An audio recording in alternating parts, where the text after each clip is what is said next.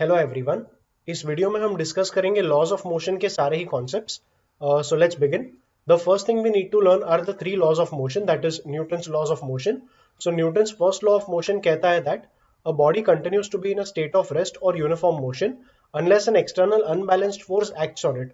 मतलब बॉडी अगर रेस्ट में है तो वो रेस्ट में ही रहेगा, और यूनिफॉर्म मोशन मतलब यूनिफॉर्म वेलोसिटी से मूव कर रहा है तो वो यूनिफॉर्म वेलोसिटी से मूव करना कंटिन्यू करेगा जब तक एक एक्सटर्नल फोर्स उसके ऊपर एक्ट नहीं करेगा। So if a force acts on it, and force मतलब unbalanced force, so if an external unbalanced force acts on the body, तो बॉडी रेस्ट से या तो मोशन में आएगा, और यूनिफॉर्म मोशन में रहेगा तो उसका वेलोसिटी चेंज होगा। इक्वेशंस वगैरह हम थोड़ी देर में पढ़ेंगे, but yeah that's the first law.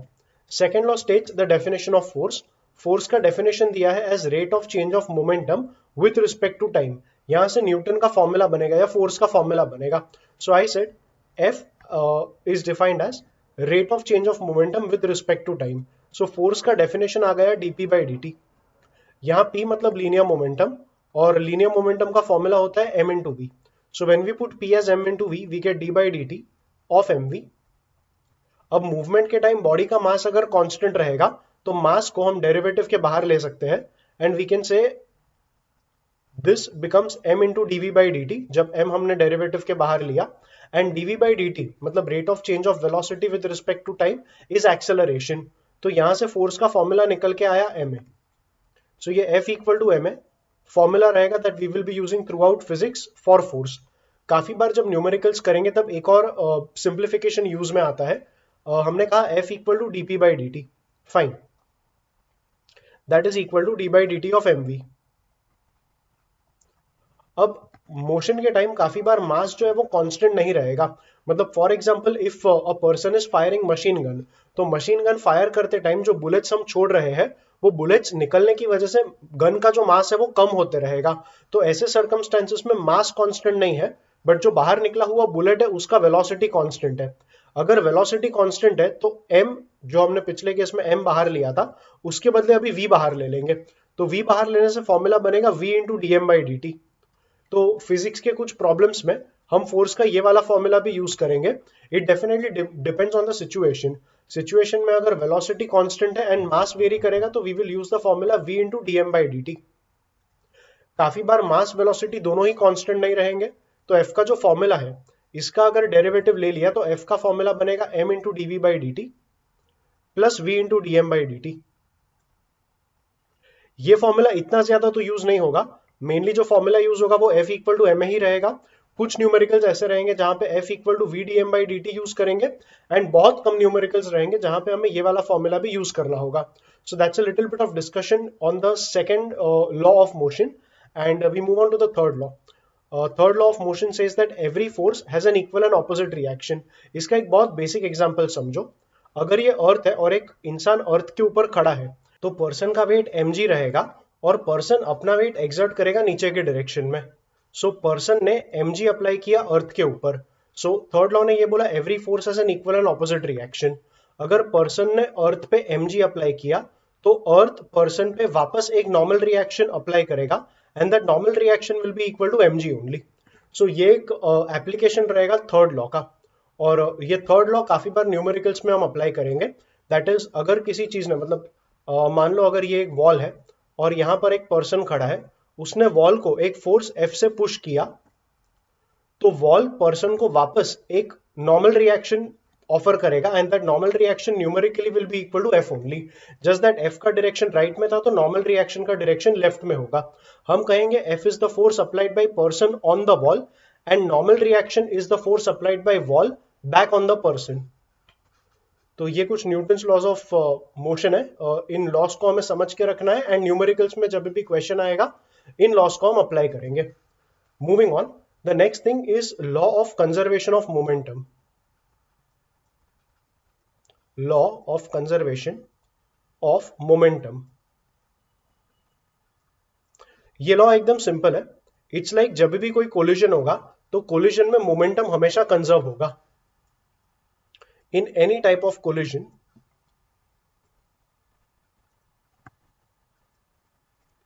momentum of system is always conserved.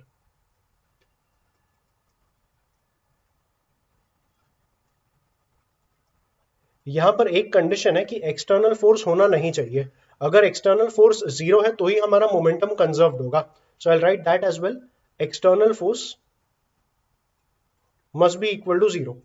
अब एक्सटर्नल फोर्स जीरो होने से मोमेंटम कंजर्व कैसे हुआ? इसका आंसर न्यूटन सेकंड लॉ में ही था, F equal to d p by D t. अगर F जीरो है मतलब एक्सटर्नल फोर्स अगर जीरो आएगा तो dp बाई डी टी भी जीरो आएगा, एंड P जो रहेगा अगर डेरिवेटिव जीरो है तो जो वेरिएबल है जिसका डेरिवेटिव जीरो था वो कांस्टेंट रहेगा। ये डेरिवेटिव्स में हमने पढ़ा है कि x अगर कांस्टेंट है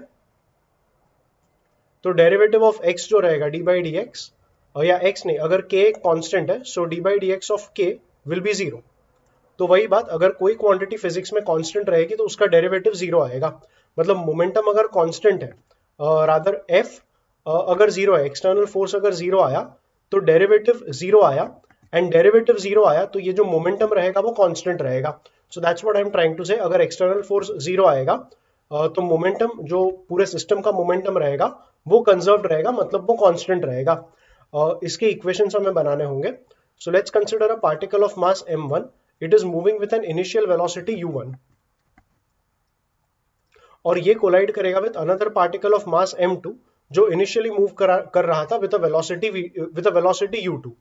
इनके कोलिजन के बाद पार्टिकल m1 का वेलोसिटी हो जाएगा v1 एंड पार्टिकल m2 का वेलोसिटी हो जाएगा v2।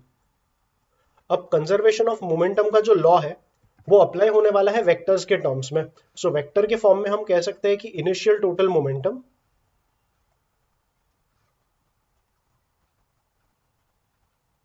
must be equal to total final momentum.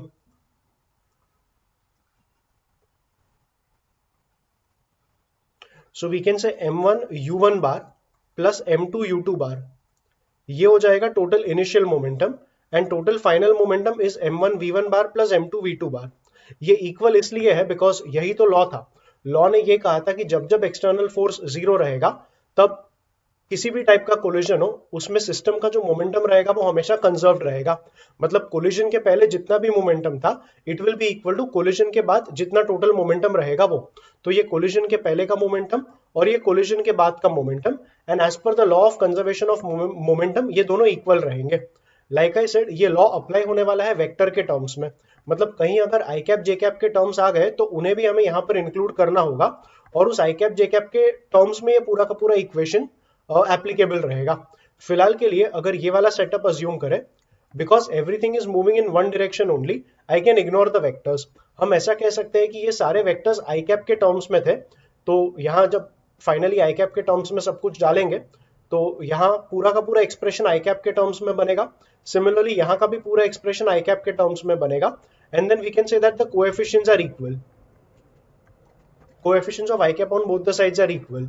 So in short, in other words I am saying कि जो वेक्टर्स है उन वेक्टर्स को हम इग्नोर करके सिंपल लिख सकते हैं m1 u1 plus m2 u2 is equals to m1, I will write v1 like this so that there is no confusion कि v क्या है और u क्या है, plus m2 v2। तो ये हो जाए, sorry m2 v2, v2 square नहीं सिर्फ v2। सो ये हो जाएगा equation 1, and like I said this is the main equation for law of conservation of momentum. यहां पे हम डिफाइन करेंगे something called elastic collision. Elastic collision मतलब हर टाइप के कोलिजन में मैंने कहा मोमेंटम तो कंजर्व होने ही वाला है। अब मोमेंटम के साथ साथ अगर काइनेटिक एनर्जी भी कंजर्व्ड रहेगा, मतलब total initial kinetic energy equal to total final kinetic energy, अगर मोमेंटम के साथ साथ काइनेटिक एनर्जी भी कंजर्व होगा तो उस टाइप के कोलिजन को हम कहेंगे इलास्टिक कोलिजन। इलास्टिक कोलिजन में एनर्जी का लॉस बिल्कुल नहीं होगा, and that is the reason I said kinetic energy of the system will be conserved. So if kinetic energy is conserved, initial kinetic energy आएगा half m1 u1 square plus half m2 u2 square, and that should be equal to total final kinetic energy. ये बनेगा half m1 v1 square plus half m2 v2 square.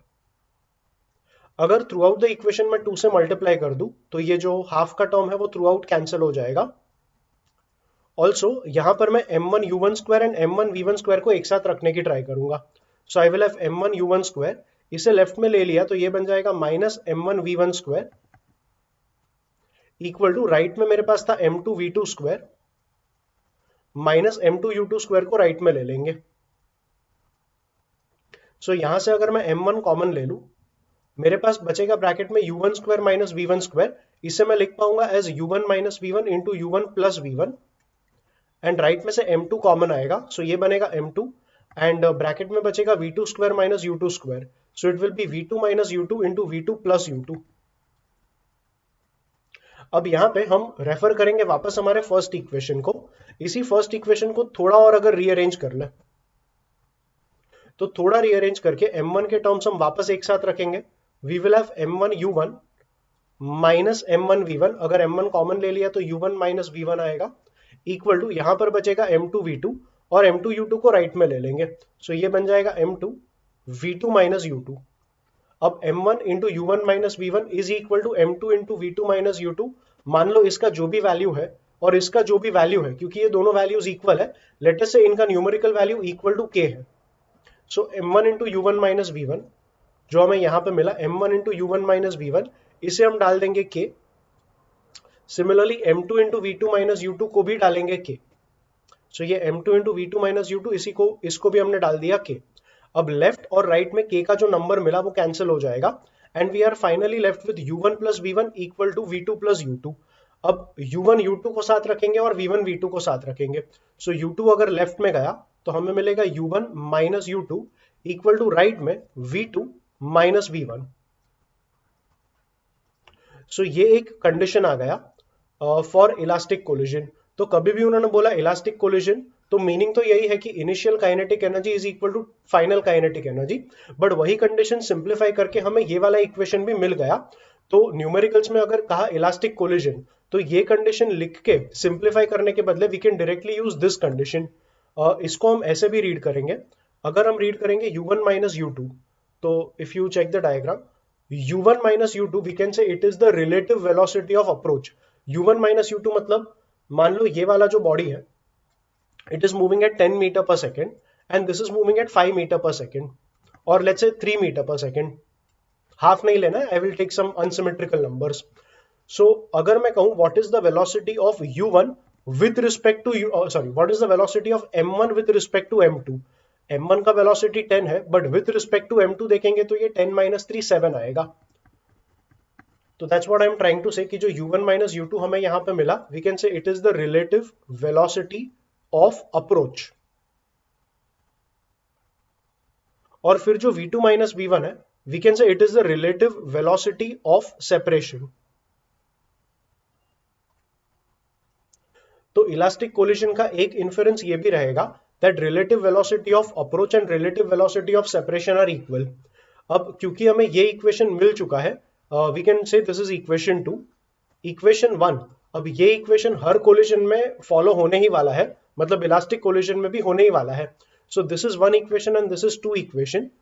इन दो equations को solve करके हम v1 और v2 के values भी find कर सकेंगे। So we will go ahead with that derivation. यहीं से हम v2 का वैल्यू लिख लेंगे। अगर v1 को लेफ्ट में ले लिया तो v2 का वैल्यू बनेगा u1 minus u2 plus v1, and first equation हमारा जो कंजर्वेशन ऑफ मोमेंटम था, it was m1 u1 plus m2 u2 equal to m1 v1 plus m2, और जो v2 है, v2 को डाल देंगे ये वाला पूरा term, that is u1 minus u2 plus v1। अब हमें v1 का वैल्यू चाहिए, सो यहाँ पे m1 u1 plus m2 u2, इसे ओपन किया तो ये बनेगा m2 u1, और m2 u1 को अगर लेफ्ट में ले लिया तो ये बनेगा माइनस m2 u1। u1 इसमें से और इसमें से कॉमन आएगा, तो हमें मिलेगा m1 minus m2 into u1। फिर यहाँ पे है m2 u2, एंड यहां से आएगा minus m2 u2। Minus m2 u2 equal to के लेफ्ट में गया तो ये बनेगा m2 u2 plus m2 u2, that is 2 m2 u2। Finally right में हमारे पास आएगा m1 v1 plus m2 v1। इसमें से और इसमें से अगर v1 कॉमन लिया तो v1 के साथ ब्रैकेट में आएगा m1 प्लस m2। सो v1 और जो ब्रैकेट में m1 प्लस m2 आया उसे हम डिवाइड करके नीचे ले लेंगे, तो इसके नीचे भी आ जाएगा m1 plus m2 divided by इसके भी नीचे आ जाएगा m1 प्लस m2। तो ये बन गया हमारे v1 का formula.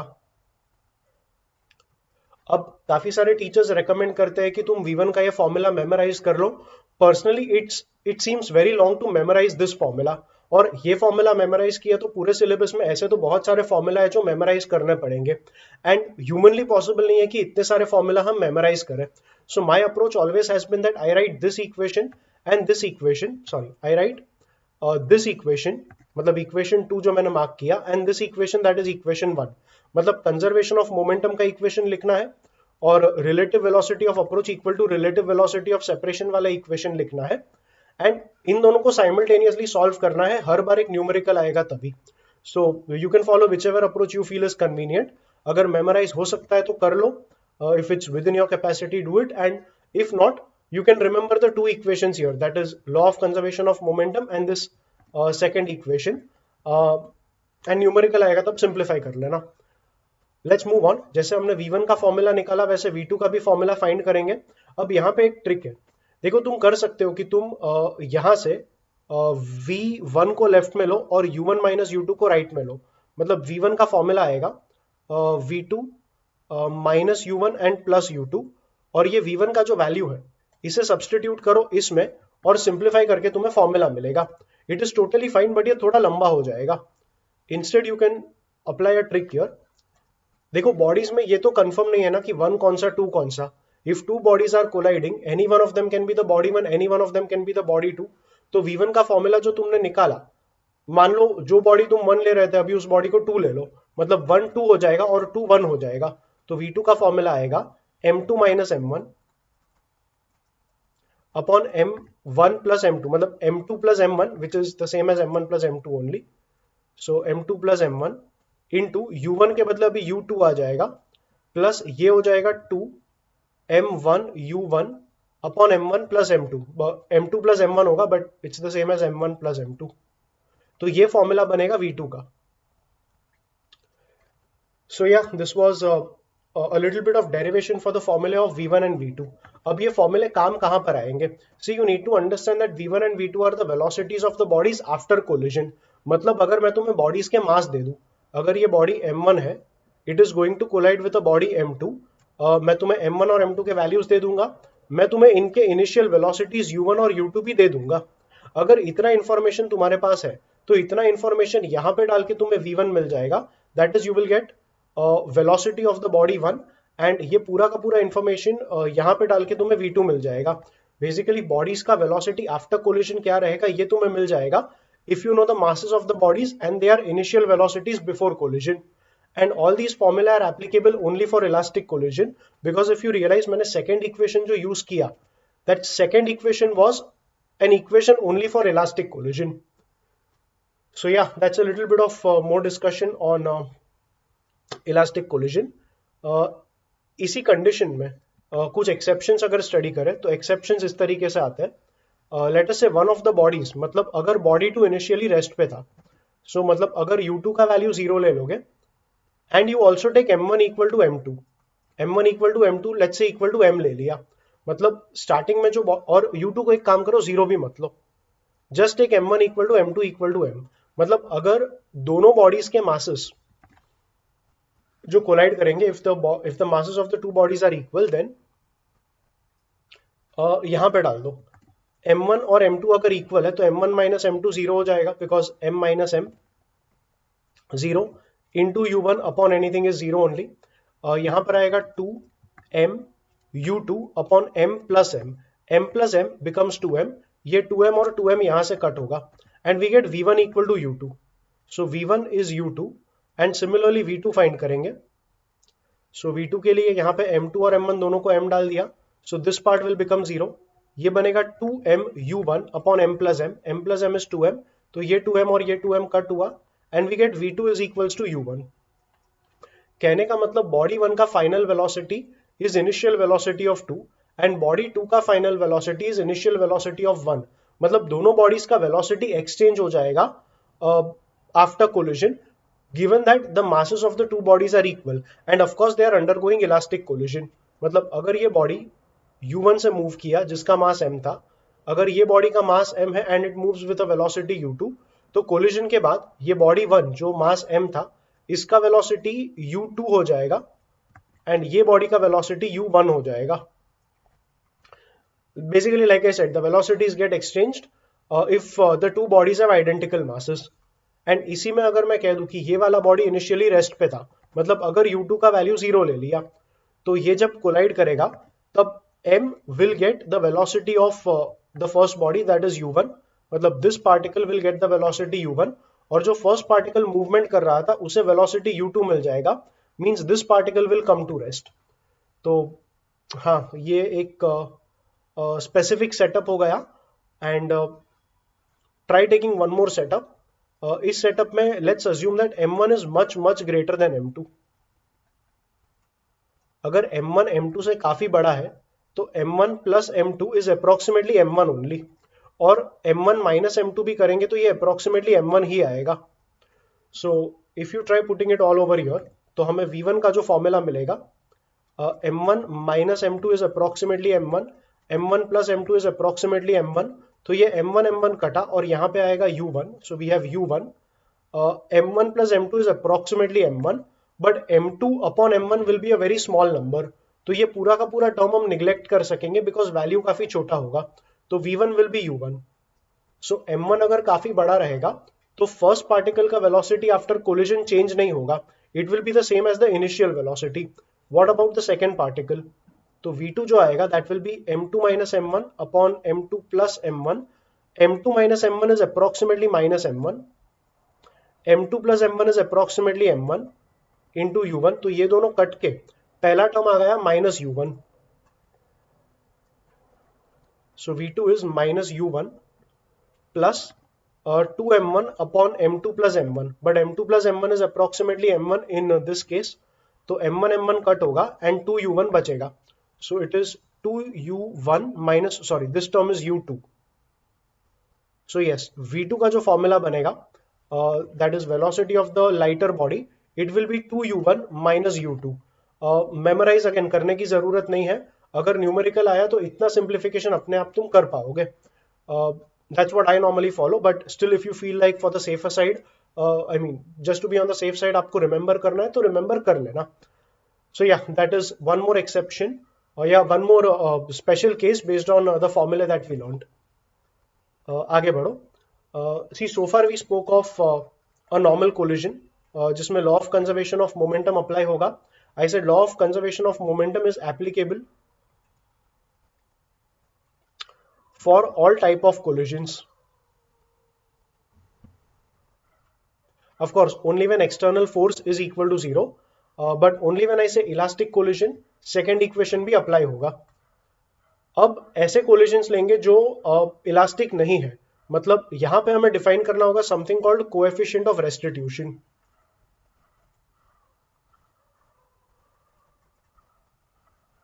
Coefficient of restitution is defined as relative velocity of separation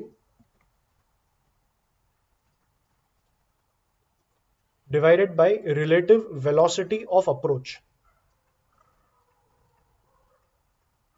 Relative velocity of separation was v2 minus v1 and relative velocity of approach is u1 minus u2।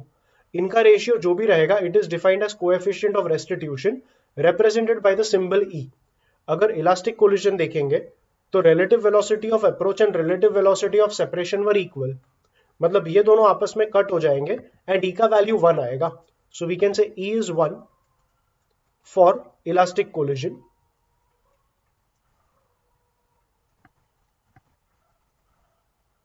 In general E का जो वैल्यू रहेगा, E के values will range from 0 to 1। So E can be equal to 0 और equal to 1। Equal to 1 रहा तो perfectly elastic collision रहेगा। In general collisions में एनर्जी लॉस होगा, and if there is energy loss E का value will be anywhere between 0 and 1। अगर E का value perfectly 0 आया तो उस कोलिजन को कहेंगे परफेक्टली इनइलास्टिक कोलिजन।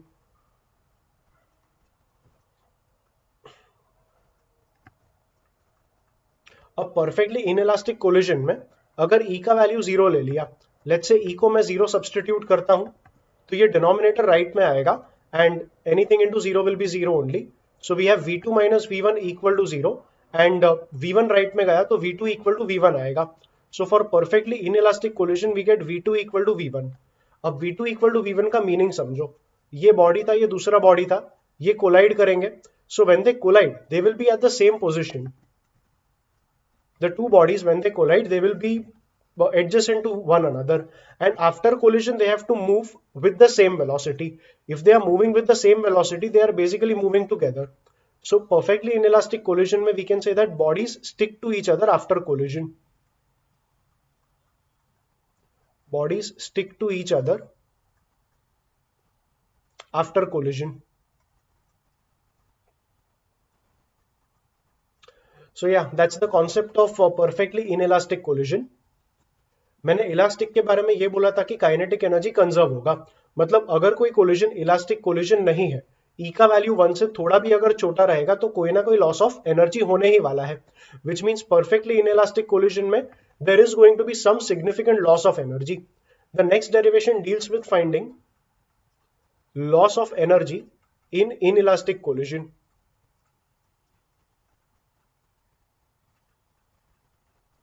हर टाइप के कोलिजन में मैंने कहा था मोमेंटम तो कंजर्व होने ही वाला है. सो अगर मुझे इनइलास्टिक कोलिजन में दोनों बॉडीज का फाइनल वेलोसिटी चाहिए, मुझे अप्लाई करना पड़ेगा law of conservation of momentum. मैंने law of conservation of momentum, LCM मतलब law of conservation of momentum, law of conservation of momentum के बारे में कहा था कि ये लॉ हर टाइप के कोलिजन में एप्लीकेबल रहेगा. So it will be applicable even for inelastic collision. Inelastic collision में I will apply the law as initial momentum is m1 u1 plus initial momentum of the second body is m2 u2. तो ये बना total initial momentum. Total final momentum बनेगा m1v plus m2v.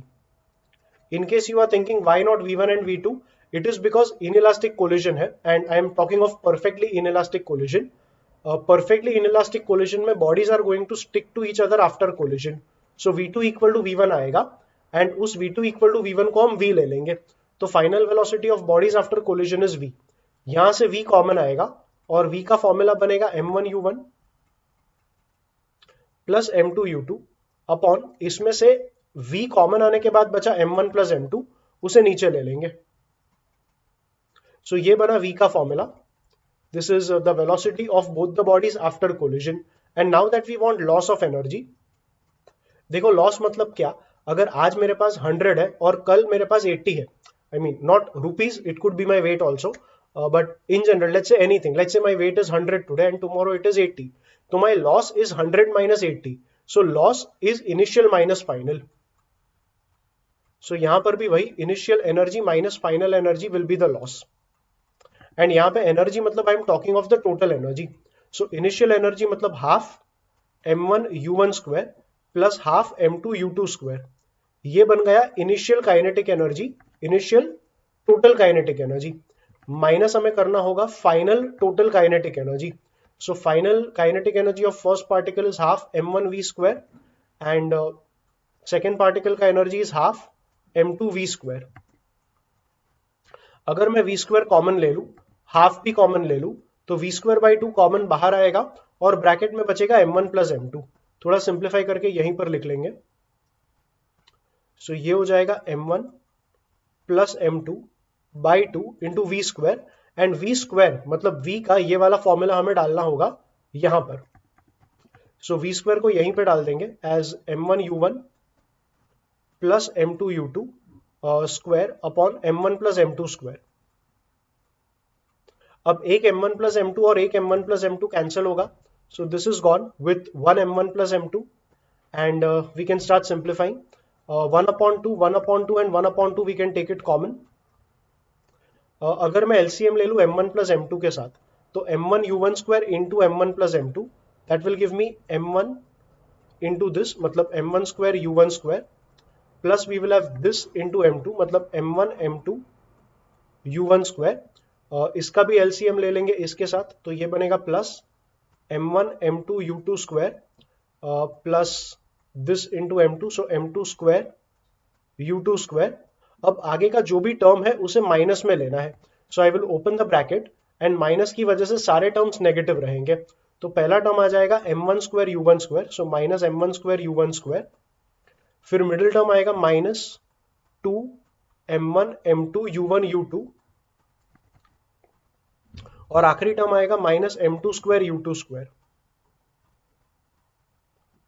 सो ये हमारा total numerator बनेगा और denominator में क्योंकि हमने एलसीएम लिया था इसके साथ, डिनोमिनेटर में m1 प्लस m2 बचेगा. So yeah, let's continue. We were calculating the loss of energy. So loss of energy आया हाफ जो ऑलरेडी है, नीचे m1 प्लस m2 रहेगा. So नीचे हम लिख लेंगे सीधा twice of m1 plus m2. Simplify करेंगे ब्रैकेट को तो m1 u1 square minus m1 u1 square cut हुआ, m2 u2 square minus m2 u2 square is also gone. यहां से m1 m2 m1 m2 m1 m2 common आएगा, but m1 m2 के common आने के बाद ब्रैकेट में बचा u1 square plus u2 square minus 2 u1 u2, जो कि एक्सपेंशन हो जाएगा u1 minus u2 the whole square का. तो ये एक फॉर्मूला बनेगा loss of energy in perfectly inelastic collision के लिए. I write it here in perfectly inelastic collision. तो कभी अगर न्यूमेरिकल आया जिसमें ये डायरेक्ट फॉर्मूला अप्लाई होता रहेगा तो you can remember this formula. पिछले कुछ डेरिवेशंस में मैंने कहा that you need not remember the final formula. Here also if possible you can work out the entire thing during the numericals, but अगर ये वाला फॉर्मूला याद रख सकते हो तो रख लो. काफी बार न्यूमेरिकल्स में डायरेक्टली अप्लाई होता है and you are able to get the answer very quickly. So yeah that's one more derivation in this theory of collisions. Let's continue with the next setup. इस setup में ऐसा है that this is a body of mass m, this is a body of the same mass m, second body rest पे है और first body का initial velocity u है. They are going to collide and they are going to undergo elastic collision. If this was the horizontal level at which they were meeting, एक body collide होने के बाद इस तरफ जाएगा, making an angle theta 1 with the original direction of motion, and second body will go in this direction. So this is also body of mass m and इसका direction of movement theta 2 angle बनाएगा with the original direction. The question is find angle between the two bodies after collision. इन दोनों bodies के बीच का जो angle है it is theta 1 plus theta 2 and that's the angle we need to find. So इसका working कुछ ऐसा रहेगा. Initial momentum हम देखेंगे but in the horizontal and vertical direction. ऐसा इसलिए बिकॉज कोलिशन के बाद अगर ये बॉडी इधर चले गया तो डायरेक्शन ऑफ मोशन अब उस हॉरिजॉन्टल डायरेक्शन में था नहीं, तो इसका जो मोमेंटम इस तरफ है उसका कंपोनेंट हम ले लेंगे इस तरफ. सो लेट अस से इस बॉडी का velocity is v1, so this is moving with a velocity v1 and this body moves with a velocity v2. तो इस बॉडी का इस तरफ जो मोमेंटम आएगा that will B m v1 cos theta 1. Components में हमने पढ़ा था कि थीटा की तरफ जो भी रहेगा that will B cos, theta के अगेंस्ट में जो भी रहेगा दैट विल बी साइन. सो इसका जो वर्टिकल कंपोनेंट आएगा इस तरफ that will B m v1, इसके ऑपोजिट आया तो साइन थीटा 1. सिमिलरली इसके मोमेंटम के कंपोनेंट्स ले लेंगे तो इसका मोमेंटम इस डायरेक्शन में आएगा, मतलब it will add to this component, so that will be plus m v2 cos theta 2, और थीटा के ऑपोजिट जो भी रहेगा, जो वर्टिकल कंपोनेंट रहेगा इसके मोमेंटम का, it will be in the downward direction and that component will be m v2 sin theta 2. अब मोमेंटम बैलेंस हम करेंगे but separately in the horizontal and the vertical directions. तो अगर हॉरिजॉन्टल डायरेक्शन में momentum balance किया, initial momentum is m u plus इसका कोई momentum नहीं आएगा बिकॉज इनिशियल वेलोसिटी 0 था because it was at rest. तो m u plus you can say 0 और simply m u, this is the initial momentum in horizontal direction equal to final momentum in horizontal direction is m v1 cos theta 1 plus m v2 cos theta 2. Throughout हम m cancel कर सकेंगे and finally the equation 1 is u equal to v1 cos theta 1 plus v2 cos theta 2. Similarly अगर vertical direction में momentum balance किया तो initial अगर condition देखेंगे तो ये particle हॉरिजॉन्टल मूवमेंट कर रहा था, मतलब वर्टिकल में कोई मूवमेंट था ही नहीं. तो इनिशियल वर्टिकल मोमेंटम इसका 0 था, इसका तो ओवरऑल मोमेंटम ही 0 था, तो इनिशियल वर्टिकल मोमेंटम 0 आएगा. फाइनल वर्टिकल मोमेंटम ऊपर की तरफ m v1 sin थीटा 1 और ये नीचे की तरफ है तो इसे हम नेगेटिव लेंगे, सो माइनस करेंगे m v2 sin थीटा 2. ये इक्वेशन 2 बनेगा. इसमें अगर हम m कॉमन ले लें और उस m को यहां नीचे ले लें तो 0 upon m will be 0 only. Basically we are cancelling m throughout in this equation also. And second equation हमारा बना 0 equal to v1 sin theta 1 minus v2 sine theta 2। अब क्योंकि हमारा कोलिजन इलास्टिक था, काइनेटिक एनर्जी भी conserve होगा। Initial kinetic energy इसका था half M U square plus इसका काइनेटिक एनर्जी 0 आएगा, that will be equal to final kinetic energy half M v1 square plus इसका kinetic energy half M v2 square. We can multiply both the sides by 2, तो ये half cancel हो जाएगा। Again in दोनों में से m common आएगा और इस m के साथ कट होगा। तो हमारा थर्ड इक्वेशन बना u square is v1 square plus v2 square. I will write it separately. So u square is v1 square plus v2 square. Make it your third equation. अब यहां पर हम इक्वेशन 1 स्क्वायर करेंगे और equation 2 भी square करेंगे। ऐसा करके लेफ्ट हैंड साइड में मिलेगा u स्क्वायर इक्वल टू यहां से आएगा v1 square cos square theta 1 plus v2 square cos square theta 2 plus middle term रहेगा 2v1 v2 cos theta 1 cos theta 2। उसमें ऐड करना है v1 square sine square theta 1 plus v2 square sine square theta 2 plus इसका middle term जो कि है minus 2v1 v2 sine theta 1 sine theta 2। If you realise v1 square cos square theta 1 plus v1 square sine square theta 1, इसमें से v1 square common आएगा and sine square theta 1 plus cos square theta 1 will be 1। Similarly, v2 square cos square theta 2 plus v2 square sin square theta 2 से v2 square common आया, so plus v2 square and sin square theta 2 plus cos square theta 2 is 1। तो यहां तक हमें दो terms तो मिल गए, plus इसके मिडिल टर्म और इसके मिडिल टर्म से 2v1 v2 कॉमन आएगा और ब्रैकेट में बचेगा cos theta 1 cos theta 2 minus sin theta 1 sin theta 2। But cos theta 1 cos theta 2 minus sin theta 1 sin theta 2, it is the formula for cos of theta 1 minus theta 2, sorry cos of theta 1 plus theta 2। अब v1 square plus v2 square को equation 3 से हम u square लिख लेंगे। So this entire term over here becomes u square। ये u square अगर left में गया तो u square minus u square 0 होगा, so this gets cancelled and we finally have 2v1 v2 cos of theta 1 plus theta 2 equal to 0। इसमें 2v1 v2 भी non zero terms है, तो ये भी डिनोमिनेटर में जाके 0 आएगा। Basically we get cos of theta 1 plus theta 2 equal to 0। अब cos थीटा 0 आया तो थीटा 90 डिग्री होगा, मतलब यहां पे theta 1 plus theta 2 will be 90 degree and ये थीटा 1 प्लस थीटा 2 ही हमें फाइंड करना था, that is angle between the two objects after collision. तो ये एंगल हमें मिल गया 90 degree. So this was one more numerical that they ask in laws of motion. I know it's more of a numerical and less of theory, and I am discussing it in theory, but I am just giving you an idea on how conservation of momentum will be applied in numericals. Of course, numericals ऐसे नहीं आएंगे. This was, I feel, a mix of theory and numericals. But yeah, इतना simplification तुमसे expect किया जाएगा when it comes to competitive exams. Yeah, let's continue with the next topic. This topic is about apparent weight in a lift.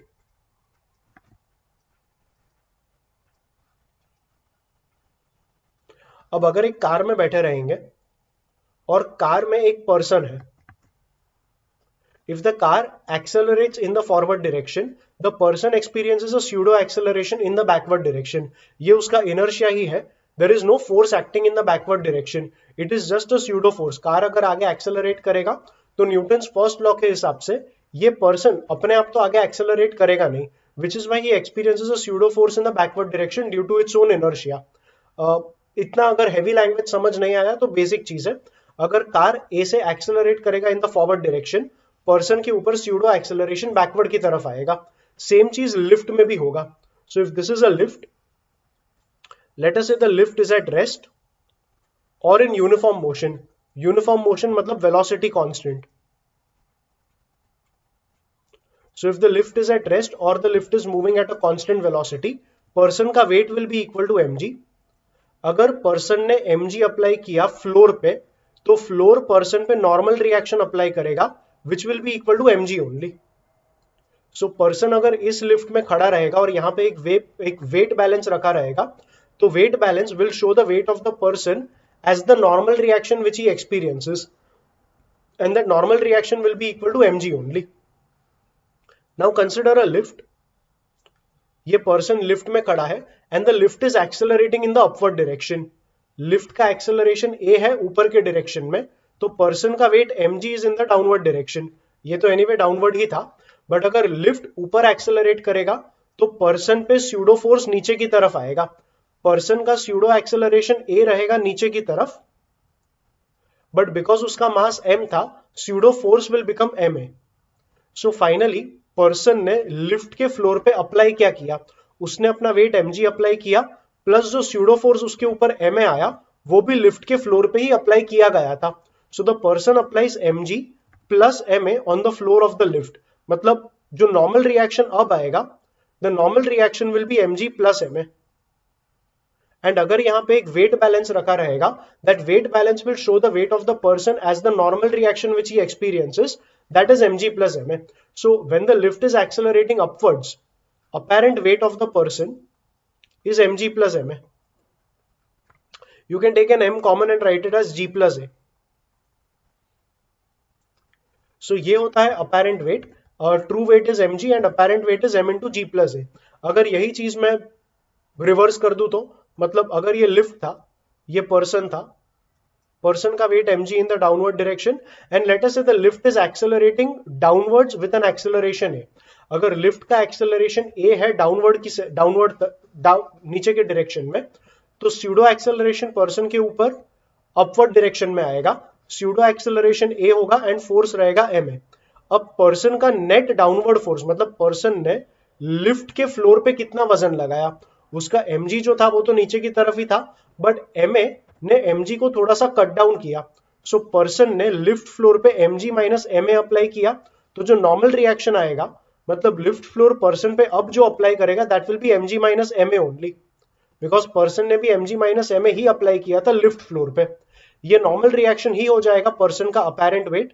So the apparent wait when the lift moves downward with an acceleration a is mg minus ma. Again you can take an m common and you can write it as g minus a. तू कहेगा what if a becomes greater than g? If a becomes greater than g, तो person lift floor पे कोई force apply कर ही नहीं पाएगा.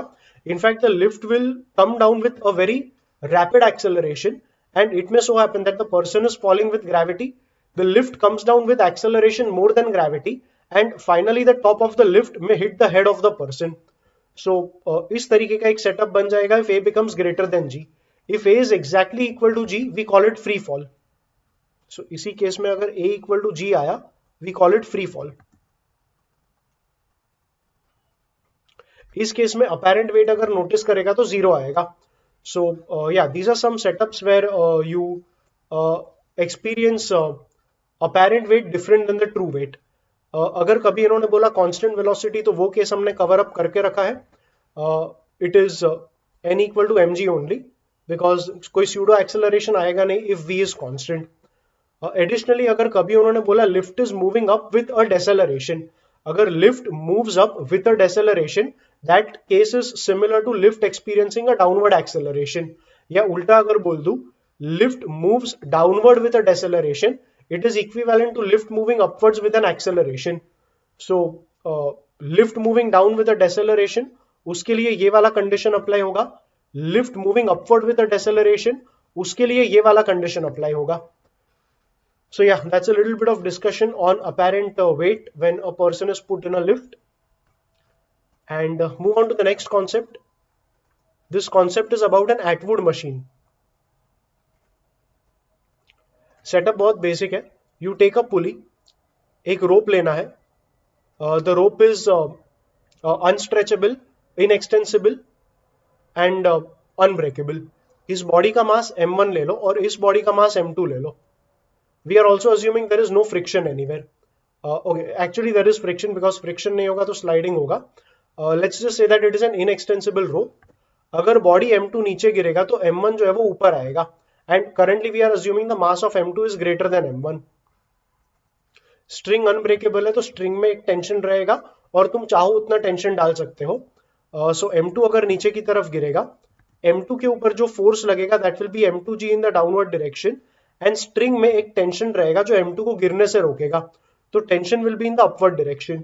Similarly m1 पे tension in the upward direction आएगा. As m2 falls m1 rises, ये टेंशन रिस्पॉन्सिबल रहेगा m1 को लिफ्ट करने के लिए, लेकिन m1 का अपना वेट भी है जो नीचे की तरफ रहेगा. And that weight will be equal to m1g. Atwood machine में there are two things we need to find. We need to find acceleration of the blocks. मतलब जब ये M2 गिरेगा उसका नेट गिरने का एक्सेलरेशन A होगा, एंड बिकॉज ये स्ट्रिंग इनएक्सटेंसिबल था, M1 का भी upward acceleration equal to A ही आएगा. तो ये जो एक्सेलरेशन है दोनों ब्लॉक्स का ये हमें फाइंड करना है, and we also need to find the tension in the string. ये बस एक काफी बेसिक सेटअप हो जाएगा लॉज ऑफ मोशन में. इस तरीके के तो बहुत सारे सेटअप्स बन सकते हैं, but the most basic setup that you can have is the Atwood machine. इसके इक्वेशंस में बना के दे दूंगा, इसके भी अगर फाइनल इक्वेशंस याद रख लोगे तो बेटर रहेगा. डेफिनेटली आपके कॉम्पिटिटिव एग्जाम्स में डायरेक्ट सम्स का आना थोड़ा लेस प्रोबेबल है, बट स्टार्टिंग में अगर ये इक्वेशंस याद रख लोगे तो आगे के कैलकुलेशंस थोड़े बहुत आसान हो जाएंगे. So let's start making the force balance. पहले फोर्स बैलेंस लिख लेंगे M1 का. M1 पे नेट फोर्स ऊपर की तरफ है, इसीलिए M1 ऊपर की तरफ गया. तो M1 पे जो नेट फोर्स ऊपर है वो ज्यादा रहेगा, नीचे का फोर्स कम रहेगा. So net force on M1 will be T minus M1G. And क्योंकि ये नेट फोर्स है, नेट फोर्स को we can write it as M. ध्यान में रखना ए कोई नेट फोर्स, ए कोई एक्चुअल फोर्स नहीं है M1 पे. A is just the resultant of all forces. तो काफी बार स्टूडेंट्स का मिस्टेक होता है that they write T plus M1A equal to M1G. ये M1A आपको रियल फोर्सेस में गिनना नहीं था. Real forces were only tension and M1G. इनका जो रिजल्टेंट आया वो M1A आया. तो M1A has to be on the right hand side. इस M1A को अगर लेफ्ट में तुमने प्लस करके लिखा तो फोर्स बैलेंस इक्वेशंस गलत हो जाएंगे. सिमिलरली M2 का भी देख लो. वंस अगेन ये A जो है वो resultant of all the accelerations है या रिजल्टेंट ऑफ ऑल फोर्सेस आएगा. सो A कोई रियल फोर्स नहीं है. Real forces are only tension and M2G. तो इनका जो रिजल्टेंट आएगा, see it has to be in the downward direction because M2 is falling down. तो M2G बड़ा रहेगा, टेंशन छोटा रहेगा. तो M2 का फोर्स बैलेंस आएगा M2G minus tension equal to the net force, and net force will be M2A because net force is MA. इन दो लीनियर इक्वेशंस को सॉल्व करके हम फाइंड करेंगे टेंशन और एक्सेलरेशन का वैल्यू. फिलहाल यहां पे T और माइनस T मिला. We will simply add up both the equations. Left hand side में T माइनस T कट होगा और यहां से आएगा M2G minus M1G. So M2 minus M1 into G, हमने G कॉमन ले लिया. राइट में M1A प्लस M2 है, अगर A कॉमन ले लोगे तो ये बचेगा M1 plus M2. And finally A का फॉर्मूला बन गया M2 minus M1 into G upon M1 plus M2. तो ये हमने एक चीज फाइंड कर ली. We wanted the acceleration of the blocks and we wanted tension in the string. अब टेंशन फाइंड करने के लिए A का यही वैल्यू किसी एक इक्वेशन में डाल देंगे. Let's put it in the first equation. Second में डालोगे तो भी वही आएगा. So T will be equal to M1G right में लेना. सो M1 एंड M1G अगर राइट में गया तो M1G प्लस M1A में से M1 भी कॉमन आएगा. तो ये बचेगा G प्लस A का value which is M2 minus M1 upon M1 plus M2 into G.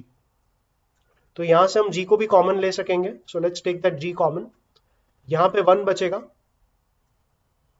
And plus ये पूरा टर्म अगर ऐड कर दिया तो यहां पे आएगा M1 plus M2 plus M2 minus M1.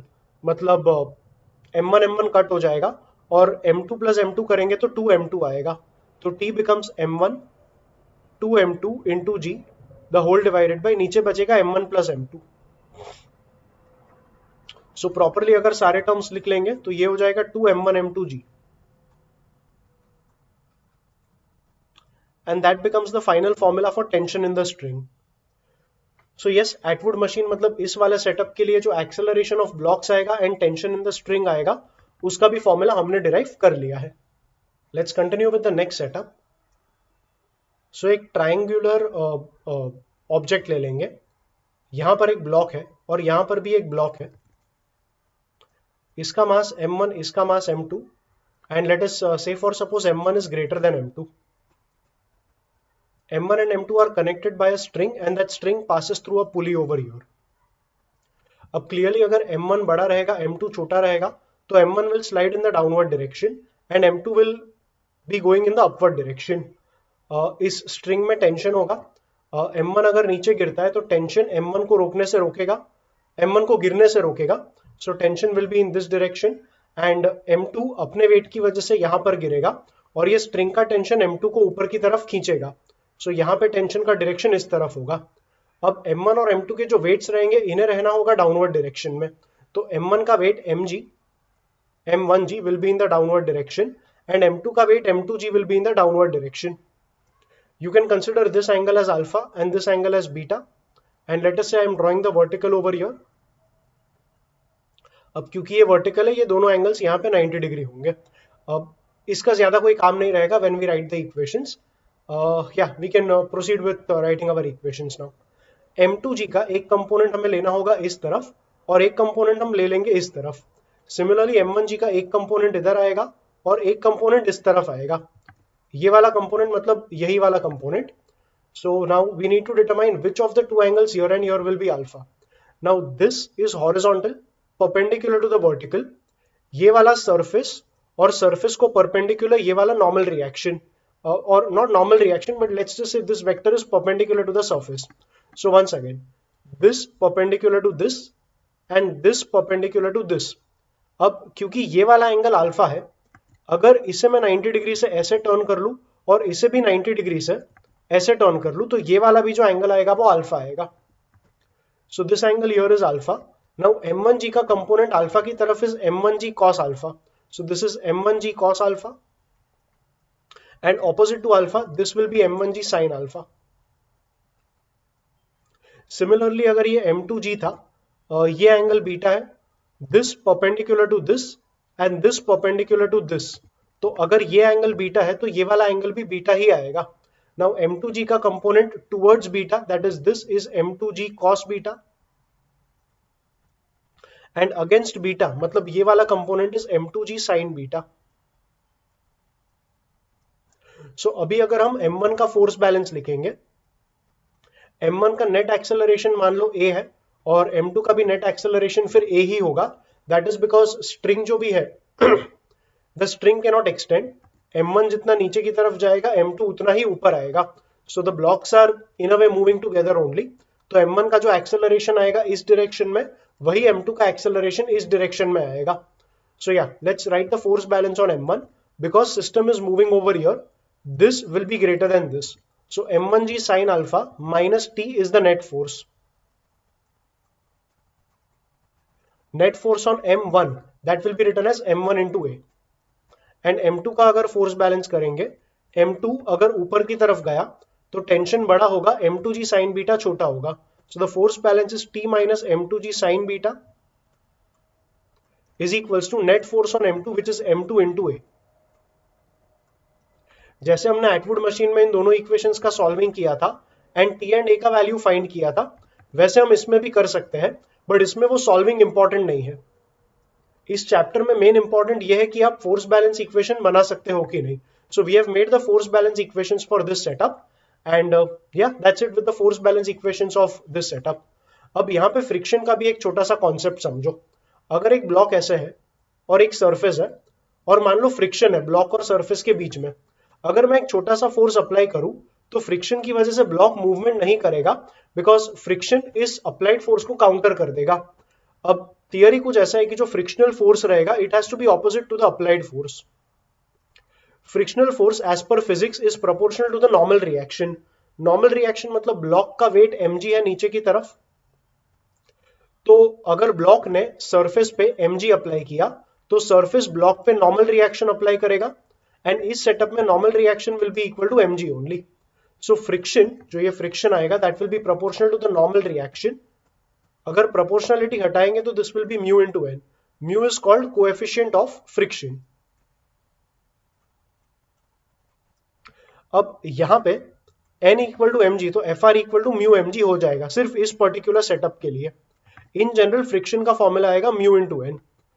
अब थियोरी कुछ ऐसी है कि मान लो इस we will take some numbers now. So let's take a block और इसका वेट ले लो 50 kg। सो इसका जो इसका मास 50 kg, तो जो वेट आएगा mg that will B g को 10 ले ले तो ये आ जाएगा 500 न्यूटन। तो जो नॉर्मल रिएक्शन आएगा that will also be 500 newton. Block और सरफेस के बीच का coefficient of friction let's take mu to be 0.2। तो हमारा जो फ्रिक्शन रहेगा as per the formula I stated friction is mu into N, तो यहां पर आ जाएगा 0.2 into N which is 500 newton, so that becomes 100 newton. अब 100 newton is not actually friction, मतलब अगर यहाँ पे एक पर्सन खड़ा हुआ और पर्सन ने इसको पुश किया with the force of late us से ओनली 20 न्यूटन, तो 20 न्यूटन को काउंटर करने के लिए friction will be 20 Newton only. अगर पर्सन ने 30 लगाया तो सरफेस 30 का फ्रिक्शन ऑफर करेगा, 40 लगाया तो 40 का फ्रिक्शन ऑफर करेगा, but the surface can offer a maximum friction of only 100 Newton. ये म्यू इंटू एन रिप्रेजेंट करेगा maximum friction that the surface can offer, not the actual friction. Actual friction depend करेगा person ने apply कितना किया उस force के ऊपर। So if the person applies late us से 70 न्यूटन, म्यू इंटू एन करके हमें मिला था 100 न्यूटन, तो friction eight this point will be 70 Newton only. अगर पर्सन ने अप्लाई किया 120 न्यूटन, अब सरफेस मैक्सिमम फ्रिक्शन ऑफर कर पाएगा ओनली 100 न्यूटन, तो 120 में से 100 काउंटर हो जाएगा by friction and the net force on the object will only be 20 newton. तो ये ऑब्जेक्ट मूव करेगा with a forward force of 20 newton. So that is how friction actually works. अब यहां पे अगर मैं अज्यूम कर लूं फ्रिक्शन आएगा, so let us say the coefficient of friction here is mu, and यहाँ पे let's take this to be mu1, let's take this to be mu2। अब क्योंकि सिस्टम इस तरफ मूव करेगा, यहां पे जो फ्रिक्शन आएगा वो ऑपोजिट तरफ रहेगा, सो ये जो फ्रिक्शन हम ऐड करेंगे it has to be T and minus friction, और ये फ्रिक्शन दिया जाएगा by mu into N, considering that the system is undergoing motion. Because system motion में है, वो मैक्सिमम फ्रिक्शन ओवरकम हो चुका है, तो ये फ्रिक्शन हम म्यू इनटू एन करके लिख सकेंगे। So this friction we will write it as mu1 into n, but यहां पे n क्या होगा? सो n is the normal reaction here. While moving down, the block does not move in this direction. अगर इस direction में कोई movement नहीं है तो नॉर्मल फोर्स एंड ये वाला कंपोनेंट आपस में बैलेंस्ड रहेंगे, means the normal reaction will be equal to m1g cos alpha. So ये बन जाएगा mu1 into n, n is written as m1g cos alpha. So ये एक एडिशनल टर्म आ जाएगा अगर हम फ्रिक्शन का प्रेजेंस अज्यूम कर ले।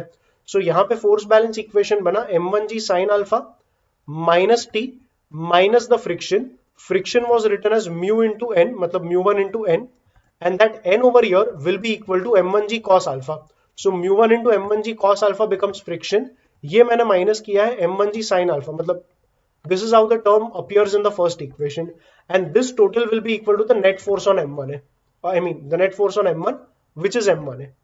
अगर यही फ्रिक्शन यहां पे लिखेंगे, m2 अगर ऊपर की तरफ गया तो यहां पे फ्रिक्शन नीचे की तरफ आएगा, and that friction will be added to m2g sin beta, or I can say it will be subtracted from t।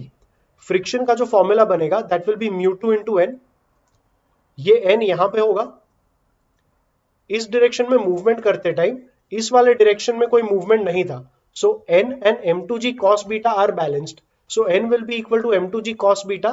So friction यहां पे लिखा जाएगा एज mu2, n मतलब m2g cos beta, and finally the force balance equation will be t minus m2g sin beta, एक और term आएगा minus mu2 m2g cos beta, and this is how the equation will be completed assuming the presence of friction। So yeah, that's it with this setup finally, and we can move on to the next setup। अगला setup ले लेंगे, इस बार एक ही veg लेंगे, ये angle alpha ले ले, यहाँ पे एक ब्लॉक है, let us say the mass of the block is m1, it's connected through a pulley with another block of mass m2 which is sliding on the floor only. अब फिलहाल इस setup में हम फ्रिक्शन अज्यूम नहीं करेंगे, but अगर friction assume किया तो जो थियरी मैंने यहाँ पे पढ़ाया था वो थियरी हमें अप्लाई करना होगा। So considering there is no friction for now, m1 का वेट आएगा m1g इस तरफ, अगर रिजॉल्व कर लेंगे तो इस तरफ और इस तरफ दो कंपोनेंट आएगा। If this is alpha, this perpendicular to the vertical and this perpendicular to this, तो यहां का एंगल है जो अल्फा होगा, and this component will become m1g cos alpha, so this component will become m1g sin alpha। so the net force on the block here, यहां पे एक tension होगा इस तरफ, टेंशन ब्लॉक को पुल करेगा, of course I am assuming m1 greater than m2, rather not m1 greater than m2, but I am just assuming the system falls in this direction। so yeah, इसका acceleration a ले लेंगे, इसका भी acceleration a आएगा। so on M1 the force balance will look like M1g sin alpha minus T is equals to M1A, that is the net force on M1, and M2 का force balance देखेंगे तो M2 पे सिर्फ tension apply होगा, M2 का wait नीचे की तरफ आएगा M2g, बट इसका कोई कंट्रीब्यूशन नहीं है टुवर्ड्स द लेफ्टवर्ड मूवमेंट, और if there was a rightward movement then rightward movement में भी इसका कोई कंट्रीब्यूशन नहीं है. सो M2 पे जो फोर्स बैलेंस आएगा that will only be T is equals to M2 into A. Once again, you can solve the two equations for getting the values of tension and acceleration, but इनका solution करके final formula is not important. What is more important is you should know how to frame the force balance equations. Go ahead with the next concept. Now try understanding this with a little bit of imagination. मान लो यहाँ पे एक block है and it's connected with a string. It goes through a pulley and the pulley is connected to the support over here, and यहाँ पे एक और block connected है of let us say इसका mass is M2, इसका mass is M1, and this entirely is a single string and it is the mass M2 which is going to fall down. Let us say M2 falls with an acceleration A2 and as M2 falls down M1 will also come ahead, और ये support है तो ये support तो इधर ही रहेगा and the pulley has the ability of coming down. M1 का acceleration A1 ले लेंगे, it will be in the rightward direction. अभी यहाँ पे थोड़ा imagine करेंगे ना, so let us say M2 moves down by a quantity equal to x, तो pulley भी नीचे आएगा by a quantity equal to x, मतलब यहाँ का length of rope will increase by x, यहाँ का length of rope will also increase by x, but अगर ये पूरा का पूरा rope, ये पूरा का पूरा string inextensible था, तो अगर यहाँ पे x और x का इंक्रीज आया तो यहाँ पे टोटल डिक्रीज आना चाहिए 2x का. Basically if M2 falls by a quantity x, M1 will come ahead by a quantity 2x.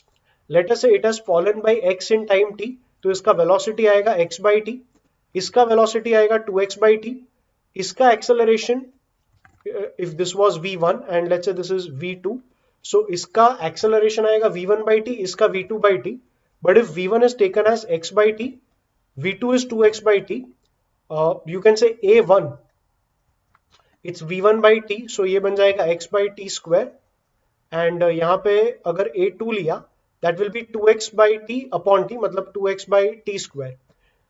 कहने का मतलब a2 is becoming twice of a1. so ये accelerations का एक रिलेशन आ गया. अब ये मैंने थोड़ा मैन्युअली तुम्हें एक्सप्लेन किया. यहाँ पे एक रूल बताया जाता है, and if you can remember that rule as a theory, it can help you in some of the numericals. In fact, it can help you in a lot of numericals. Rule कुछ ऐसा रहेगा कि ये पूरे string में हम tension assume करेंगे. So there is a tension T pulling the block M1. इन दोनों parts में tension ऊपर की तरफ रहेगा. Now if the tension here and here is T, इधर जो total tension आएगा due to the force balance, the total tension here has to be 2T. अब रूल ये है कि जब भी इस टाइप के मोशंस रहेंगे, ऐसे कनेक्टेड मोशंस, उसमें summation of t into X should be equal to 0, summation of t into v should be 0 and summation of t into a should be 0. Summation मतलब addition and t into X मतलब tension, इस rope का tension into उस से connected particle का acceleration. यहाँ पे x मतलब displacement, so tension into displacement, tension into velocity and tension into acceleration. अगर हर ब्लॉक के लिए करेंगे तो इसका एडिशन हमें टोटल आना चाहिए 0. It will help you to get a relation between accelerations of the object here and here. तो ये जो हमें a2 इक्वल टू 2a1 मिला था, we can get it in this way also. यहाँ पर टेंशन 2t ऊपर की तरफ आया और a2 नीचे आया, so because they are opposite we will write a negative sign and we will multiply tension and acceleration. तो ये हो जाएगा 2t इंटू a2. फिर यहां पर टेंशन राइट में है, एक्सेलरेशन भी राइट में है, तो ये टर्म पॉजिटिव रहेगा. If t and a are opposite we take it as negative, if t and a are in the same direction we take it as positive. तो इसमें हम ऐड कर देंगे t into a1. तो ये सारे blocks का टेंशन इंटू एक्सेलरेशन करके हमें 0 मिला. This 2t a2 can go on the right and t gets cancelled on both the sides, so we get a1 is equals to 2a2. And sorry that is precisely the expression we had got, ये relation नहीं मिला था। हमें मिला था this a2 was x by t square and this a1 was 2x by t square. So a1 was twice of a2. So yeah, please make that correction. A1 was twice of A2 and that's what we get when we apply the results over here. तो ये भी एक set of important results रहेंगे, इन्हें भी याद रखना. And yeah, this is where we are done with one more setup. Let's move on. Now in the next setup, let us say you have a block of mass m1 and it's connected with another block of mass m2. हमने m1 पे एक force F apply किया और ये पूरा system आगे गया with an acceleration equal to a. तो यहाँ पे हमें F a m1 m2 का एक रिलेशन चाहिए. If we treat the entire body as one body, F will be m1 plus m2 into a. And you can say a will be F upon m1 plus m2. ये एक तरीके का equation बनेगा. That is by assuming the entire body as a single body. अगर हम सिर्फ m1 का force balance लिखे तो m1 के ऊपर you can say if m1 applied a force, let us say n on m2, m2 will apply a force n back on m1. ये Newton's third law आ गया. That is, if a body applies a certain force on a certain, if a body applies F on a body, the other body will apply F back on the first body. So बस वही बात है. अगर M1 का force balance देखेंगे तो M1 के ऊपर एक F अप्लाई हुआ था, बट M2 ने M1 पे N बैकवर्ड अप्लाई किया, तो माइनस N आएगा and that will be equal to the net force on M1. We will say this is equal to M1A. And M2 पे अगर force balance करेंगे तो F जो था वो तो M1 पे लगा था, M2 पे तो नॉर्मल रिएक्शन लगा था जो M1 ने M2 पे लगाया था. सो M2 पे सिर्फ N आएगा. So we will have N is equals to M2A because N was the net force on M2 and the net force is MA. So N बन जाएगा M2A. You can simply add up the two equations. तो F minus N plus N आएगा. So F is what we are left with. Right में M1A plus M2A will make it M1 plus M2 into A. So basically you got back the same equation here. In this entire setup, we were not trying to solve anything. I am just trying to show you कि full body का अगर force balance लिखा तो कैसे आएगा and individual blocks का force balance लिखा तो कैसे आएगा. You can take a system of 3 blocks and you will see something similar. This is M1, M2, M3. Let us say you applied a force F on M1 and the net acceleration of all blocks is A. तो M1 का अगर force balance करेंगे that will be F minus, let us say the normal reaction here is N1 and here it is N2. तो M2 will apply N1 back on M2 will apply N1 back on M1. तो M1 के ऊपर N1 आएगा पीछे की तरफ. So F minus N1 is M1A, that is the net force on M1. M2 पे N1 आगे अप्लाई हुआ और M2 ने M3 पे N2 आगे लगाया, तो M3 ने M2 पे N2 पीछे लगाया. M3 ने M2 पे N2 पीछे लगाया. So the net force on M2 is N1 in the forward direction, N2 in the backward direction, and this net force is equated with M2A. And finally M3 पे M2 ने M3 पे N2 आगे लगाया. So that N2 is the only force on M3. So you will have N2 is equals to M3A. These are the individual force balances on the individual bodies. I mean force balances on the individual bodies. इन सबको add कर लिया तो minus N1 plus N1 cut, N2 N2 cut, सिर्फ बचेगा F equal to right में इन तीनों के addition में A कॉमन आएगा. So M1 plus M2 plus M3 the whole into A. It is like force applied on the entire body treated as a single body. तो अगर ये पूरा body रहेगा तो F इक्वल टू MA करके ये वाला इक्वेशन भी मिल गया. तो ये थोड़ा बहुत मैंने इक्वेशंस ब्रेकअप करके बताया. That is force balance on individual bodies हम कैसे लिखते हैं ये मैंने आपको यहाँ पे डेमोन्स्ट्रेट किया. Try some more setups. Okay, let us say I have a block and they are all on a surface. This has mass M1, this has mass M2, and I am applying a force on M1 which tries to pull M1. इन दोनों के बीच की string में tension होगा. It will pull M1 on the left and it will pull M2 on the right. So M1 का अगर force balance करेंगे that will be F minus M1 पे T आएगा and that will be M1A. मतलब resultant acceleration of the blocks is a. Similarly m2 पे अगर force balance करेंगे तो ये आएगा t, that's the only right word force, and that will be m2a. अगर इन दोनों को ऐड किया तो F will become equal to m1 plus m2 the whole into a. So yeah, that's one more force balance if the two bodies are moving in a horizontal direction. यहां पर m1 और m2 का नीचे की तरफ wait भी आएगा, which is m1g and m2g. इस मोशन में इनके वेट का कोई फर्क नहीं पड़ा, because the weights were acting in the downward direction and motion was in the horizontal direction. But अगर यहाँ पे फ्रिक्शन होता तो यहाँ पे m1 के ऊपर फ्रिक्शन आता बैकवर्ड डायरेक्शन में, मतलब F minus T minus friction भी करते, और यहाँ m2 पे भी फ्रिक्शन आता बैकवर्ड डायरेक्शन में, तो यहाँ पर भी हम t माइनस फ्रिक्शन करते, and because movement has already started, friction का फॉर्मूला म्यू इंटू एन आएगा. Remember that when I taught you friction, मैंने कहा था ये म्यू इंटू एन जो फॉर्मूला है, it only gives the maximum friction offered by the surface and not the actual friction. So यहाँ पे भी जो कॉन्सेप्ट पढ़ाया था म्यू इंटू एन वाला कब अप्लाई होगा, और वो अच्छे से समझ के रखना है. Let's continue with one more setup. अगर यही सिस्टम मान लो मैंने वर्टिकल ले लिया, so let's take a block here,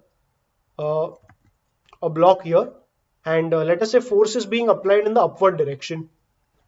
So अगर ये ब्लॉक का मास m1, ये ब्लॉक का मास m2, यहां पर टेंशन रहेगा, it will pull the block m1 down and it will pull the block m2 up. अगर m1 का फोर्स बैलेंस करेंगे, so m1 के लिए F ऊपर गया, let us say the resultant acceleration of both the blocks is a only. So m1 का force balance आएगा F going up minus m1g नीचे की तरफ आएगा, एंड टेंशन भी नीचे ही है, so minus T equal to m1 है. यहां पर एक चीज नोटिस करनी है कि m1g का कंपोनेंट भी आया. m1g आया because everything is in the vertical direction and weight is also in the vertical direction, whereas यहां पे सारा कुछ हॉरिजॉन्टल में था, इसलिए वेट जो वर्टिकल डायरेक्शन में था वो इन इक्वेशंस में नहीं आया. सिमिलरली अगर m2 का इक्वेशन बनाओगे तो m2 पर अपवर्ड फोर्स टेंशन आया, m2g will act downwards, so t minus m2g is the net upward force and that will be equal to m2a. Finally अगर ऐड करेंगे तो यहां पे minus T plus T cut होगा, we will have f minus m1g minus m2g, so minus g into m1 plus m2 is equals to, right में हो जाएगा m1 plus m2 the whole into a, and finally f becomes, इसे right में ले लिया तो m1 plus m2 भी common आएगा and the whole into g plus a आ जाएगा. This would have been our equation had the two bodies been a single body. ऐसा इसलिए because if you see F, it is pulling m1 and m2 with an acceleration a.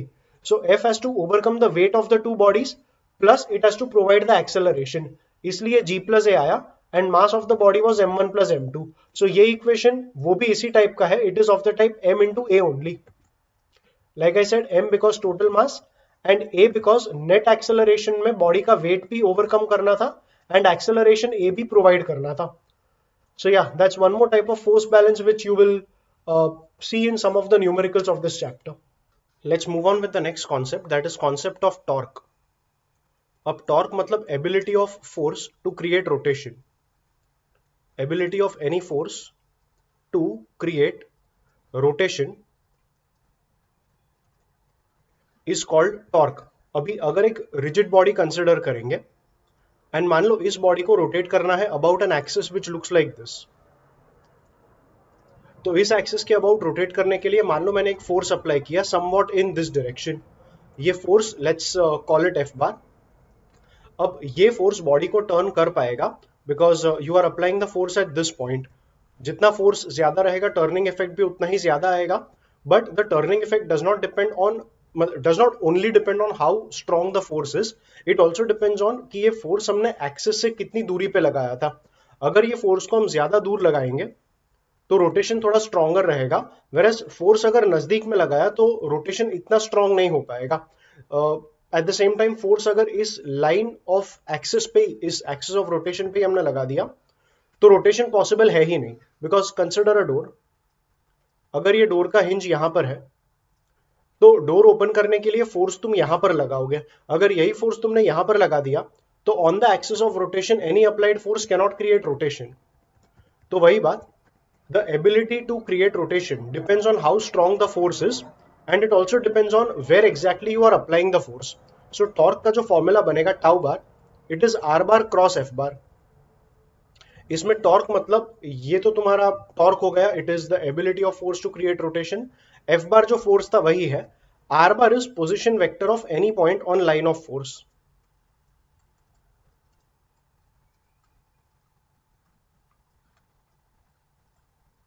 सो अगर ये line of force है और axis को हम reference point ले लेंगे, सो यहां से रेफरेंस पॉइंट से अगर हम फोर्स के लाइन पे किसी भी पॉइंट को ले ले, we can take this point and the position vector of that point can be r bar. You can take this point and the position vector of this point can be r bar. R bar will represent position vector of any point that you can take on the line of force. So R bar can have multiple positions. अब ऐसा इसलिए because जब भी magnitude में देखेंगे तो tau का magnitude आ जाएगा आर एफ साइन थीटा. यहां पर थीटा मतलब आर और एफ के बीच का एंगल रहेगा. So if F is over here, we can translate parallel to them, we can shift vectors parallel to themselves in space. So अगर f यहाँ पर था और r bar इधर है, तो we can actually shift r bar and keep it here. So this would be f bar, this would be r bar. मतलब r bar को हम यहाँ पे भी रख सकेंगे. And finally this angle is what you call the angle between f and r. And sin theta and sin 180 minus theta are the same. So अगर ये theta consider करे या ये वाला consider करे, it will both give the same result. So you can take theta as this angle or you can take theta as this angle also. By definition theta यही angle होगा because it should be the angle between f and r, but numerically it will be equal to this also. I mean theta equal नहीं रहेगा but sin theta का जो value आएगा वो equal आएगा. So you can take any of them to be theta. Now why r bar can take multiple positions is because अगर हम r sin theta consider करेंगे तो यहाँ पर एक इस रेफरेंस पॉइंट से फोर्स का जो लाइन है उस पर एक परपेंडिकुलर ड्रॉप करेंगे. सो ये अगर एक परपेंडिकुलर है in this manner, if you realise if this is R bar and theta हमने ये या तो ये लिया था, so let's take this to be theta. मतलब अगर इसे हम थीटा कंसिडर कर देंगे तो ये वाला जो लेंथ रहेगा, this length, it is going to be R into sine theta. Because sine theta को देखे अगर ये एक्स था तो sin theta would be x upon r, and if sin theta is x upon r, x becomes r sin theta. तो वो जो line हमने ड्रॉ किया, दिस लाइन, इसको हमने x लिया था, इसका लेंथ आ गया r sin theta. Now if you see r sin theta represents the perpendicular distance of the line of force from the reference point or from the axis of rotation. तो r sin theta always will represent that perpendicular distance only of line of force from the reference point. वो r bar चाहे तुम इधर लो या इधर लो, it does not matter. That r sin theta, like I said, is going to be the perpendicular distance of line of force from the axis of rotation or from the reference point. तो इसलिए torque में ये r bar could represent position vector of literally any point on the line of force. So yeah, I'll write that down. I said r sin theta, let's call it capital R. It is the perpendicular distance of line of force from axis of rotation.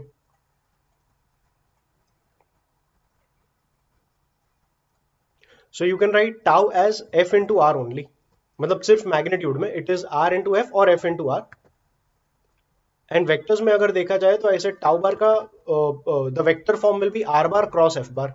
यहाँ पे भी एक question आता है कि why R bar cross F bar, why not F bar cross R bar. तो अगर देखेंगे ये वाला force, I'll just rub out some extra things that I've marked over here. ये सब rub out कर लेंगे, इसे भी erase कर लेंगे, and let's redraw that force. तो force मान लो ये वाला, okay, let's erase this also. Yeah, now let us say if the force was this, if this was F bar and R bar was position vector of any point on the line of force. So let us say this is R bar. So this is the direction of R bar. Now this force is going to create a turning effect, which is, अगर top view से देखेंगे तो it's going to be an anti-clockwise turning effect created by this force. ये force ने anti-clockwise turning effect किया, तो अगर हम R bar को यहाँ पर extend कर दे, this is R bar, this is F bar. अगर right hand को हम R bar पे रखेंगे तो राइट हैंड को आर बार पे रख के फिंगर्स क्लोज करेंगे एफ बार की तरफ. You can look at the webcam. So if this is I mean this is how the placement is. This is R bar, this is F bar. अगर R bar पे fingers या are bar पे मेरा right hand रख के fingers मैंने F bar की तरफ क्लोज किए, तब जाके एंटी क्लॉकवाइज टर्निंग हुआ एंड टॉर्क का डायरेक्शन मुझे ऊपर की तरफ मिला. फ्लिप साइड अगर मैं एफ क्रॉस आर करूं, तो एफ क्रॉस आर के लिए राइट हैंड रखना पड़ेगा एफ पे और मेरे फिंगर्स टर्न होंगे in the clockwise direction, but rotation of the body was not clockwise, the rotation of the body was anti clockwise. तो इसलिए F cross R will be an incorrect direction and R cross F will become the correct direction. So इसलिए torque का formula is R bar cross F bar and not F bar cross R bar. So yeah, that's everything about the concept of torque. Once again, I'll just say the entire thing in short. Torque मतलब एक force का ability रहेगा to create rotation. Torque is going to be a vector quantity.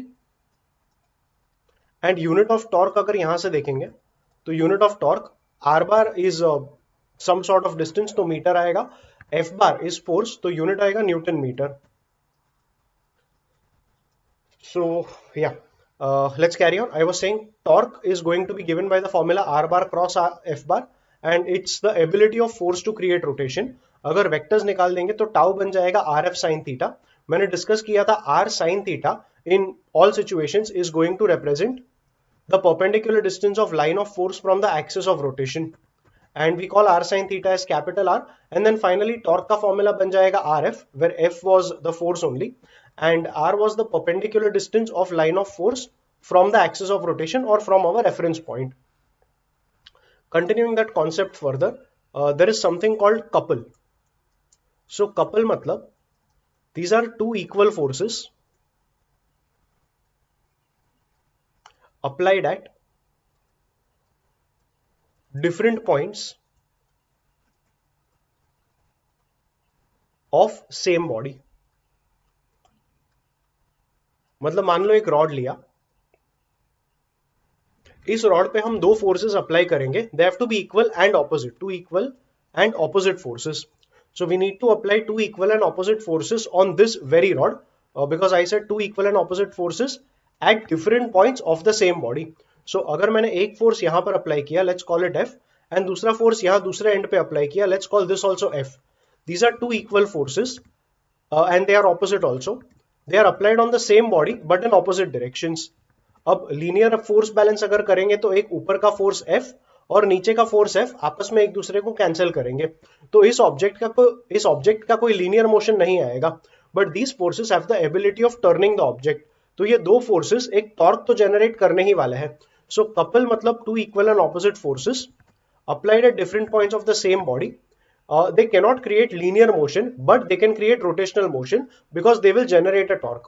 Let us say body यहाँ centre से hinged था, तो body अगर centre से हिंज्ड है, ये वाला फोर्स बॉडी को इस तरीके से टर्न करेगा, मतलब the turning will be anti clockwise, और ये वाला फोर्स भी इस पॉइंट के अबाउट बॉडी को एंटी क्लॉकवाइज ही टर्न करेगा. अब टर्निंग इफेक्ट कितना होगा ये हमें कैलकुलेट करना है. सो टर्निंग इफेक्ट मतलब इनका जो टॉर्क रहेगा वो हमें कैलकुलेट करना है. Let us say the length of the rod is L, तो इतना लेंथ आएगा L/2, इतना भी लेंथ आ जाएगा L/2. टॉर्क का फॉर्मूला हमने थोड़ी देर पहले ही पढ़ा था. It is R into F. R मतलब perpendicular distance of line of force from the reference point. फोर्स का perpendicular distance from the reference point is L/2. So इसका जो टॉर्क आएगा that will be F into L/2.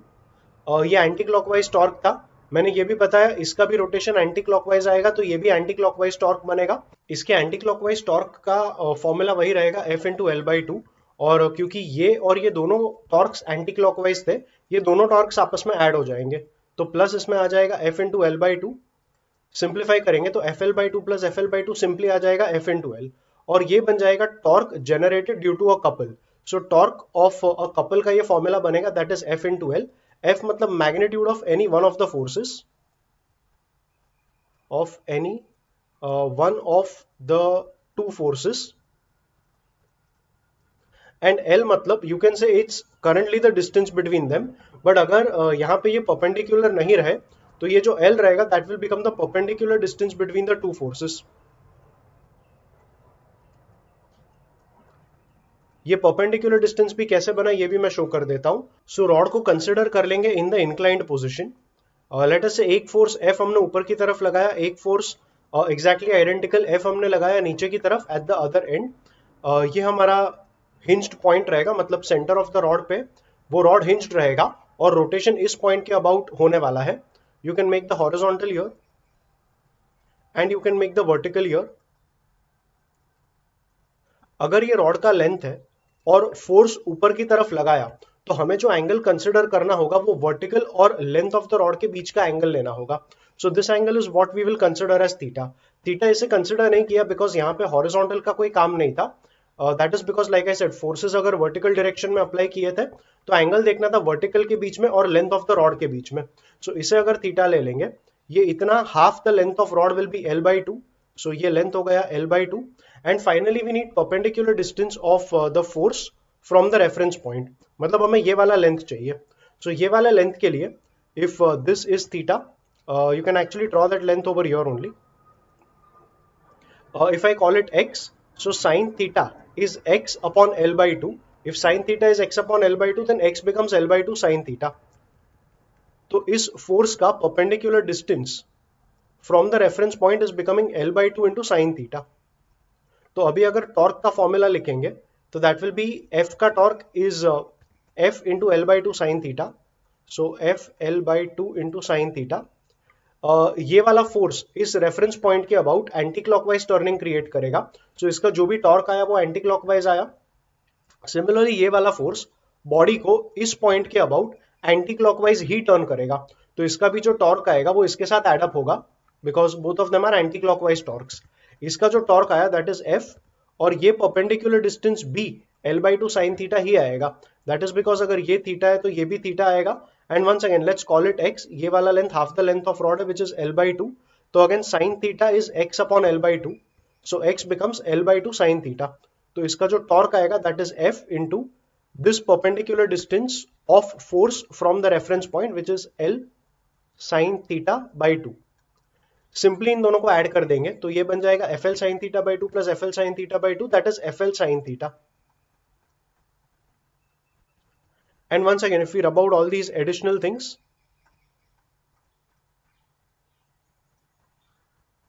And simple अगर मैं कहूं L sine theta क्या represent करेगा, सो एक तो टॉर्क का फॉर्मूला बन गया F into L sine theta. अब अगर ये थीटा है और ये पूरा लेंथ L है, okay, so let's draw the vertical here only. If this is the vertical and this is theta, तो ये वाला भी जो एंगल बनेगा ये वाला एंगल भी थीटा बनेगा। Now this is L, this is theta. अगर ये वाला ट्राइंगल ऐसे कंप्लीट करेंगे, the triangle I am asking you to look at is this triangle, where this length is L, this angle here is theta. Now this length, if I call it x, then once again sine theta is x upon L, so x becomes L sine theta. Now understand, L sine theta is the horizontal length, means it is the perpendicular distance between the two forces. तो ये जो L sin theta आया, you can call it capital L and tau becomes F into capital L, where L, that is L sin theta, is becoming the perpendicular distance between the two forces.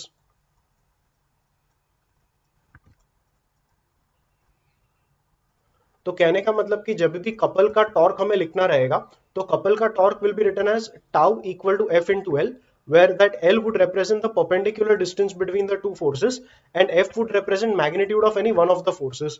तो ये थोड़ा couple के बारे में discussion हो गया। All these torque and couple things will be applied a lot when you see the equilibrium questions in mechanics. So yeah, this is it where I am done with covering all the contents I wanted to cover in this video.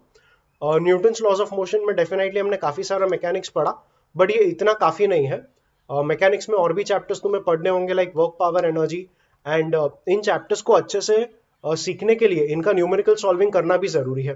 This video will act like this video can be a very good starting point for you कि अगर theory हमें थोड़ा बहुत पढ़ना है to get started, this is enough theory for you to get started. But like I said, for the best of preparations, you need to solve the numericals.